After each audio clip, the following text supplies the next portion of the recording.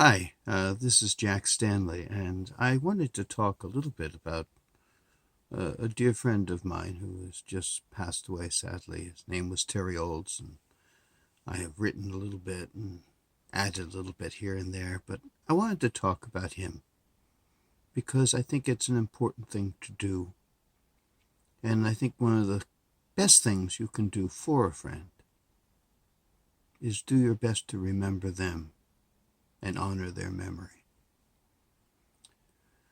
I met Terry Olds in 2012, and I had just come to Chicago. I had just driven Jason to Chicago for starting his new job. And we set him up in his apartment in Lincoln Park. And I was going to stay there for a few weeks. And I tooled around the city and looked at some stuff and discovered areas I didn't know. Got to Halsted Street, found it really quite fascinating. And I looked at all the stores, and there's a lot of clubs and bars and taverns and shops and all kinds of things. And really was quite fascinated by it all. And I walked the whole street, and then I took Jason the next day and we walked down the street. And I told him it kind of reminded me in many respects of walking through New York City, like down Christopher Street in the 1970s and 80s. And, well, the following day, after Jason went off to work, I walked down Halsted Street again. This was in the afternoon, around like 3 o'clock in the afternoon, and a lot of places were closed, but I went into a tavern that's name was Buck's. And I walked in and I looked around, and there were antlers and moose heads and all kinds of things hanging all over the walls. It kind of looked like Teddy Roosevelt's attic. And I sat down at the bar, and the bartender was Robin. She was very sweet, and I got a drink and sat down, chatted with her a little bit. And there was a group of individuals on the other side of the bar. And they were having cocktails, and they were also drinking shots of something called crap. I don't know what it was, but that's what they were having. And, well, the thing is that the jukebox came on. I wasn't really watching, and Al Jolson was singing. And I went, Al Jolson on the jukebox? Where am I? I happened to said that to Robin. And from the other side of the bar came a gentleman, came over to me and said, yeah, it's Al Jolson. We probably even have Harry Lauder on there. And I said, you know who Harry Lauder is? I said, what do you have, Caruso on the jukebox? And the son of a bitch went over, hit a couple of buttons, and the next thing I heard was Over There by Caruso. And so he came back and he was smiling. And I said, who the hell are you? And his name was Terry Olds. And from that point on, I met a really great, fascinating friend. And you know, as time went on, we got to know each other. He proved himself to be such a delightful individual. I learned so much. We would just hang out and sit and chat a lot, talk about various things. And as time went on, I got to know some of the people that hung out with him, and Pixie, and Dad, and Sean, and Robin. And it was a very, very friendly, almost like Cheers like gathering of individuals. Terry was a writer. Terry did lots of things. Terry had an interest in music, in theater, in art, in science, in medicine, in country music, in the Nashville sound. He had a fascination with vaudeville, great performers, Debbie Reynolds, Carol Channing, and a mess of others. And so every time we would get together, there would be a cornucopia of various conversations we'd have. Just loved my association with him.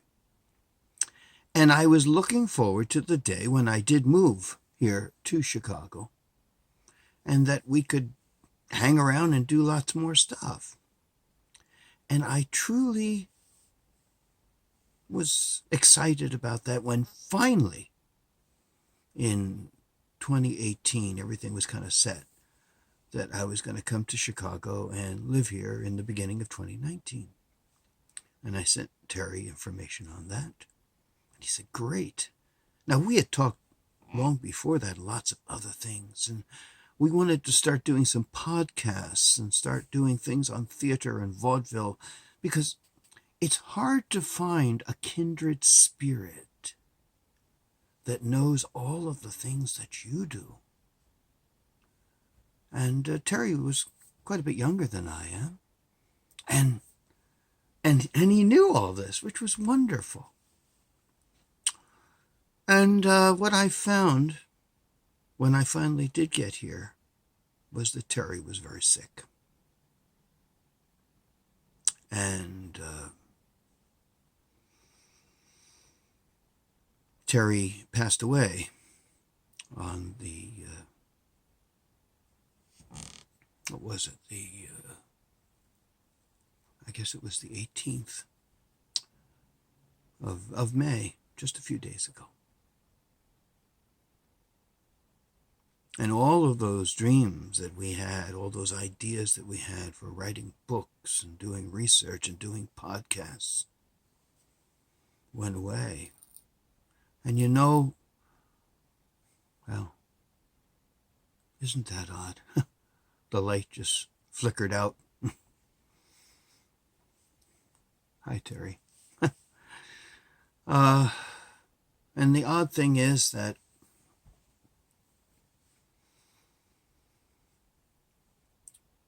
Terry is now a part of the world. Life and death is a very strange thing, and I've seen a lot of it. This year has been a pretty rough one for me, I must confess. But I wanted to speak a little bit, and pardon the fact that it's a little darker here. The light just flickered out. Very strange. So I wanted to honor Terry. And I think there's an awful lot of people who feel as I do. That Terry Olds was a beautiful, kind, warm-hearted individual who became an emissary to many in the field of theater, in the field of art, in the field of music, in country music, and so many different things, in vaudeville, etc. And we are the unfortunate ones that are left behind in the wake of the wonderful thing that was Terry. I miss him terribly. I remember being in the hospital and seeing him just before the end. He had faded pretty quickly. Talked to him a few times and he kind of gave answers with his eyes. He had oxygen tanks down, or tubes down his throat and stuff like that. It was pretty ghastly. And the last time he was unconscious, I just sat there and told him I love him. I told him, go home. It's time to go home. I kissed him on the forehead. Said goodbye. He would die soon after. Go home. You know, there are people that are so beautiful in this world that sometimes they're too beautiful for this world. And I truly believe that that includes Terry Olds. Didn't have an evil bone in his body. And he was a kind, gentle, giving soul who did so much for so many. And I am honored and very proud to have called him a friend.